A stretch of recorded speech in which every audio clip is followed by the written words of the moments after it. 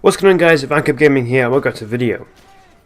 Now, because of the lack of videos recently on Battlefield 1, I decided to come up with a series that was easy to do. The videos would be a little bit shorter, a little bit more fun. It wouldn't be quite as analytic, it would be more fun based on enjoyment in Battlefield 1. So what I came up with is a series I've done before, which is essentially challenges. I used to call it Challenge Field, but I think I'm dropping that name in favour of a more basic name.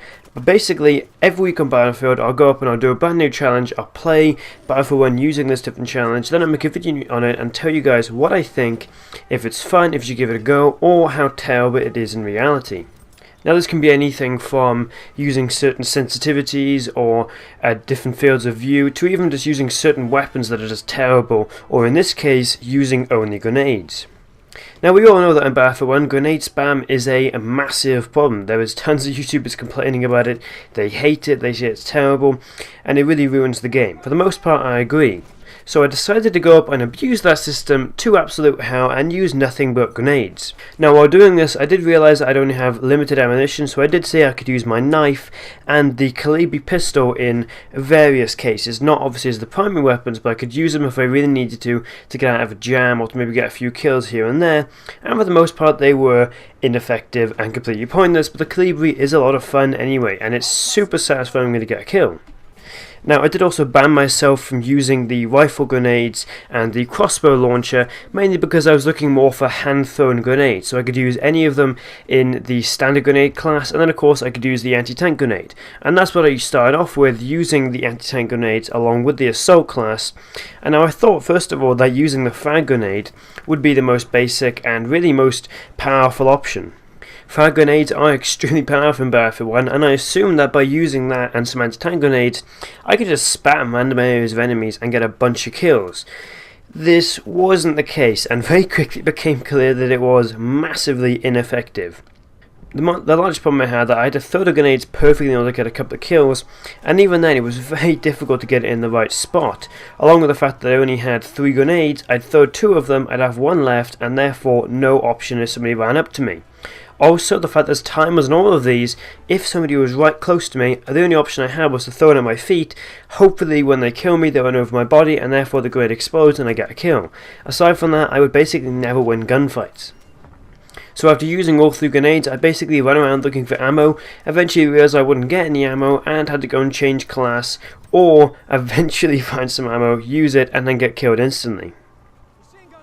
They were still effective and I did get a few kills, but as the first line of attack, it just did not work. There was no way I was going to get a bunch of kills or even go on a kill streak using this class, along with the frag grenades and anti-tank grenades. It's just not possible. Don't even try it.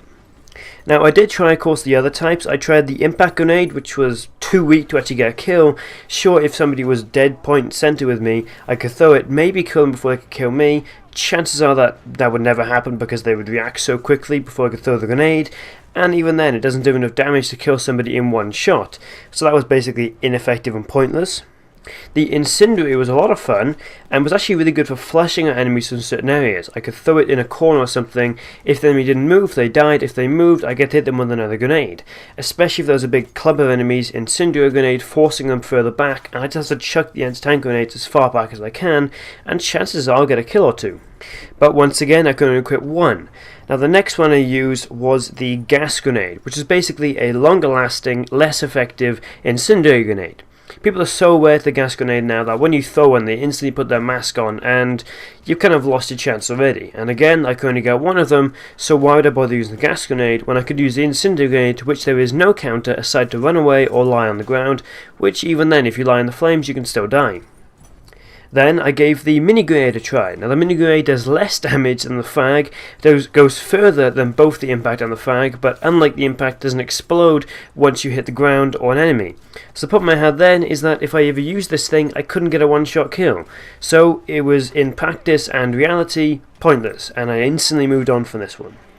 So after finding out that none of these were effective and the anti-tank mini was also terrible, I thought you got 2 of these, so I thought maybe I had a chance, but apparently you only get 1, and it was just absolutely terrible. Again, doesn't do enough damage to infantry to actually take out one person. It doesn't even do damage if they have like 80% health. I think maybe you can get the kill, but it was just completely pointless, and I very quickly moved on from the mini anti-tank grenades. Now, the most effective part of this entire challenge was the anti-tank grenade itself, the big cluster of grenades. Now, using the smoke, I could technically sort of make a sort of trap for the enemy if they were stuck in a corner or in like a little hole. I could throw the anti-tank grenade, or throw the smoke grenade, sorry, into that hole or corner, and then throw a bunch of anti-tank grenades, at which point they get confused, wouldn't know where to go, and would get caught and eventually killed by the anti-tank grenade.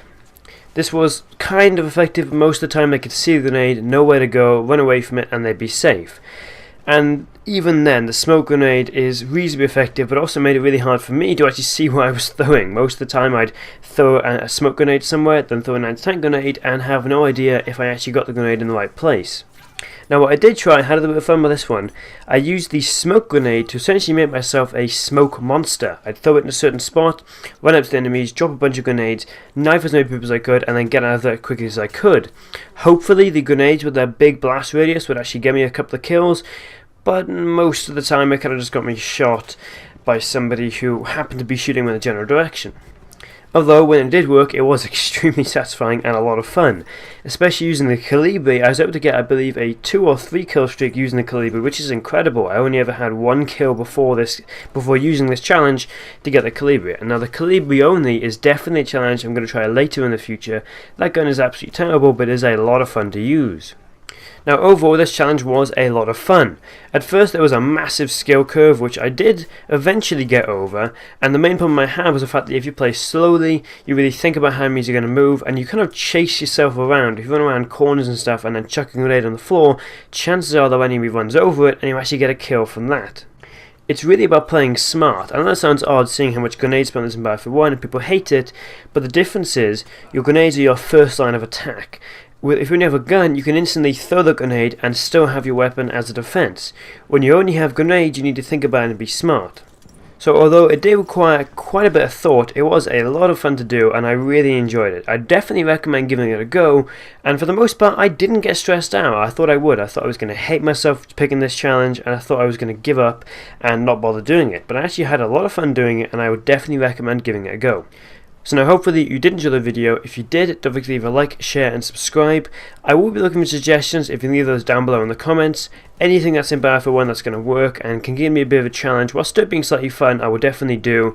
And hopefully this series will be weekly, every week on a Tuesday. For the moment though, it might not be because I'm still working out a schedule and I might be busy for the next couple of weeks, so who knows. But overall this should be much easier to do than general videos. Regardless of that, hopefully you did enjoy. Do like and subscribe. Rank Up Gaming, out.